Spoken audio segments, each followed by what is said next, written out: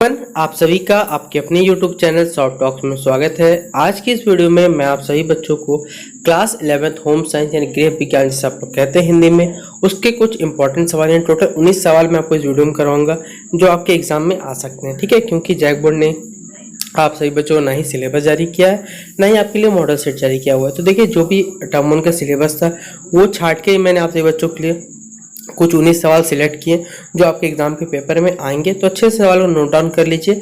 अगर आपको ये वीडियो पसंद आता है तो वीडियो को लाइक कर दीजिएगा और देखिए आपके जो भी मित्र जिन्होंने होम साइंस रखा हुआ है उनको शेयर कर दीजिएगा। ठीक है, आइए वीडियो को शुरू करते हैं। देखिए, पहला सवाल हमसे 1 से लेकर 7, आपको फॉर्मेट तो पता होगा, आशा करता हूँ। 1 से लेकर 7 तो जो हमारा ऑब्जेक्टिव होगा। पहला सवाल है हमारा, प्रारंभिक किशोर अवस्था में किशोर किस स्वभाव के होते हैं? तो वो होते अंतर्मुखी स्वभाव के होते हैं। ठीक है, फिर अगला हमारा, किशोर अवस्था वह संधि के बाद की अवस्था है जिसमें व्यक्ति क्या करता है, आत्म उत्तरदायित्व का स्थापन होता है। ये जो कथन है किसका है? तो याद रखिए, ये जो कथन किसका, आइजैक महोदय का ये कथन दिया हुआ है। ठीक है, फिर हिस्टिडीन और ऑर्जिनिन नामक अमीनो अम्ल जो होता है किस अवस्था के लिए आवश्यक होते हैं? तो याद रखिए सस्यावस्था, मतलब जब बच्चा छोटा रहता है। फिर खनिज लवण पूरे शरीर के भाग के लगभग कितना प्रतिशत के बराबर होता है? तो 4% के लगभग बराबर होता है। फिर वस्तु निर्माण की सबसे छोटी इकाई तो होती है तंतु होती है। और अगला सवाल है हमारा, क्या पढ़ सकते हैं, कॉर्बेज की मूल इकाई क्या है? तो याद रखिए शर्करा। और फिर गन्ने की जो शर्करा क्या कहा जाता है, उसको सुक्रोज कहा जाता है। ठीक है, ये 1 से लेकर 7 तक हमारा शॉर्ट टाइप आंसर, यानी क्या कह सकते हैं बच्चों, अति लघु उत्तरीय प्रश्न जो थे आपके। ठीक है, फिर अगला हमारा, जनसंख्या विस्फोट के कारण का कारण बताइए। देखिए, जनसंख्या जो विस्फोट होती है वो किस कारण से होती है हमें बताना है। तो देखिए, भारत में जनसंख्या काफी तीव्र गति से बढ़ रही है। इसके लिए देखिए ये हमारी चिंताजनक विषय है। ठीक है, तो इसके लिए क्या कारण हो सकता है ये हम बताना है। तो अशिक्षा कारण लोग क्या करते हैं, जनसंख्या बढ़ने पर उत्पत्ति हानि को समझ नहीं पाते, इसलिए वे अपना परिवार बढ़ाते रहते हैं। पुत्र की जो लालसा होती है, इसी कारण सबसे ज्यादा देखिए ये कह सकते हैं कि एक जनसंख्या विस्फोट का कारण भी है। जिसे लिखा हुआ पढ़ सकते हैं, लालसा पुत्रों को भारतीय समाज में अधिक महत्व दिया जाता है, इसलिए कई लोग पुत्रियां होने पर भी संतान उत्पन्न करते हैं जब तक कि पुत्र का जन्म ना हो जाए। ठीक है, फिर परिवार नियोजन, ये जो फैमिली प्लानिंग की जानकारी का अभाव, ये भी क्या करता है, मात्र ये भी कारण हो सकता है कि जो लोग शिक्षित और परिवार कल्याण के कार्यक्रम को जानकारी नहीं रखते और जनसंख्या वृद्धि करते चले जाते हैं। ठीक है, फिर निर्धनता मतलब गरीबी, निर्धनता लोगों की, निर्धन जो भी लोग हैं मतलब गरीब जो लोग, उनकी धारणा यह होती है कि अधिक बच्चे मतलब अधिक कमाई के साधन हो गए और अधिक संतान पैदा करते, इस प्रकार से बहुत सारे हो जाते हैं जो जनसंख्या विस्फोट में कह सकते हैं एक कारण के रूप में आ जाते हैं। फिर कम आय में क्या होना, कम आय में मतलब यहाँ पर होगा कम आयु होगा, यहाँ पर आयु नहीं होगा।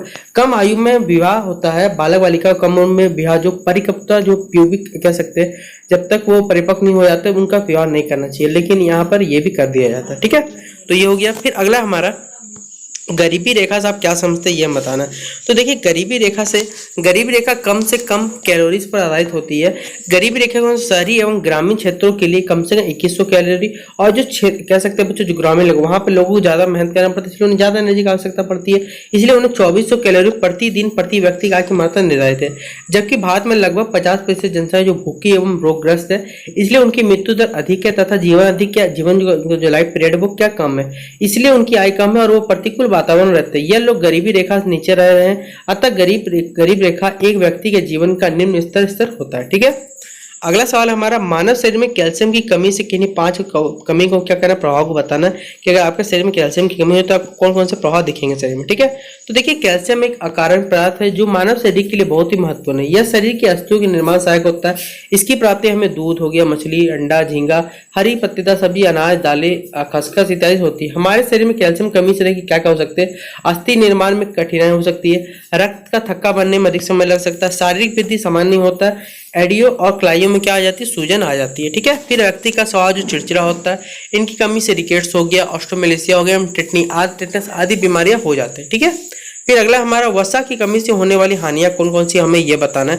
तो देखिए कौन कौन सी हानियां, पहला पढ़ सकते हैं, शारीरिक भार में कमी, शारीरिक वृद्धि में रुकावट आना, पाचन तंत्र प्रभावित होता है, कब्ज हो जाता है, प्रोटीन के ऊर्जा देने के कारण प्रोटीन की कमी के कारण लक्षण दिखाई देते हैं, फिर वसा में घुलनशील विटामिन अभाव के कारण दिखाई देने लगते हैं। ठीक है, फिर अगला हमारा, खमीरीकरण से आप क्या समझते हैं, क्या लाभ है।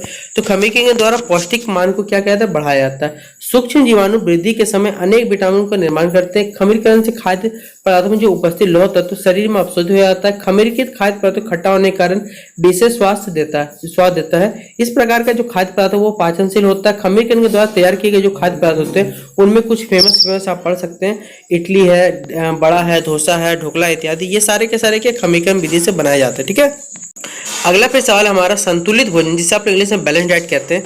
तो भारतीय चिकित्सा अनुसंधान संस्थान यानी Indian council for medical research के अनुसार संतुलित आहार वो आहार है जिसमें सभी पोषक तत्व सभी उतनी ही मात्रा तथा अनुपात में, जितना ऊर्जा, अमीनो एसिड हो गया, अमीनो अम्ल कैसे कह सकते हैं, विटामिन हो गए, खनिज हो गए, लवा, वसा, कार्बोहाइड्रेट, अन्य तत्व की आवश्यकता शरीर की जैविक क्रियाओं तथा स्वास्थ्य को संतुलित बनाए रखने के लिए सही अनुपात में मिल जाता है, तथा साथ ही पोषक तत्वों का बहुत सा भाग शरीर में एकत्रित हो सके, जिससे शरीर भूखा रहने पर भी शरीर को कुछ समय तक चलाया जा सके। यही क्या कहलाता है, आप कह सकते हैं संतुलित आहार या फिर संतुलित भोजन या फिर इंग्लिश में बैलेंस डाइट कह सकते हैं। फिर पोषण को परिभाषित करना, तो देखिए पोषण वो क्रिया है जिसके द्वारा जो भोजन ग्रहण किया जाता है, भोजन शरीर में सूक्ष्म विकास इकाई परिवर्तित होते हैं एवं उपयोगी बनकर इनके द्वारा जो भी संपादित कार्य कर सकते हैं। सरल भाषा में कहा जाए तो शरीर में कार्य करता है वो भोजन क्या कहलाता है, पोषण कहलाता है। ठीक है। फिर अगला हमारा किशोर अवस्था में व्यायाम के जो महत्व होता है, ये हमें बताना है कि क्या क्या लाभ होते हैं। तो देखिए किशोर अवस्था तीव्र एवं असमान वृद्धि की अवधि है जिसमें शरीर अत्यंत तीव्र गति से बढ़ोतरी करता है, अतः इस अवस्था में व्यायाम का महत्व भी बढ़ जाता है। आधुनिक युग में जब हाथों द्वारा काम एवं कम मशीनों द्वारा काम अधिक किया जाता है, तब क्या होता है, उचित व्यायाम द्वारा ही शरीर को स्वस्थ बनाए रखा जा सकता है। जैसे इसमें 3 इफेक्ट पढ़ सकते हैं, आप क्या दिया हुआ है, एक पुष्टिकर प्रभाव दिया हुआ, एक सुधारात्मक है, एक विकास, 3 इफेक्ट यहाँ दिए हुए और तीनों के उत्तर आपको यहाँ पर लिखे हुए, आप लोग इसे नोट डाउन अच्छे से कर लीजिएगा। ठीक है।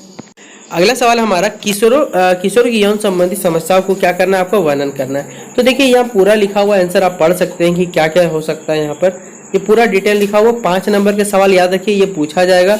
तो यहाँ पर जितना सवाल है क्वेश्चन 15 हो गया, 16 हो गया, 17 हो गया, 18, 19 हो गया।